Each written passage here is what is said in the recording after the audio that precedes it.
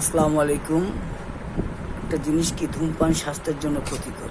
এই দেখেন কত সিগারেটের আইটেম আপনারা দেখতে পাচ্ছেন, এবং এই সিগারেট খাইলে ক্যান্সার হয়, তাও আমাদের সমাজে সবাই এই জিনিসটা ব্যবহার করে। আপনারা মন্তব্য জানাবেন যে এই জিনিসটা কত সিগারেট, এটি কিন্তু সব কিন্তু একজনে খাইছে, এবং কি সেই মানুষটা কিন্তু আমি।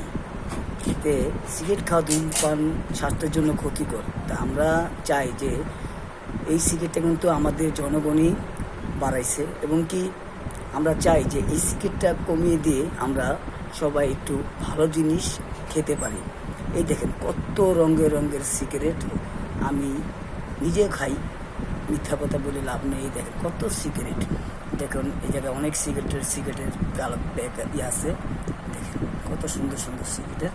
কিন্তু এই সিগারেট ধূমপান স্বাস্থ্যের জন্য ক্ষতিকর, আমরা যাই নাও আমরা কিন্তু খাই।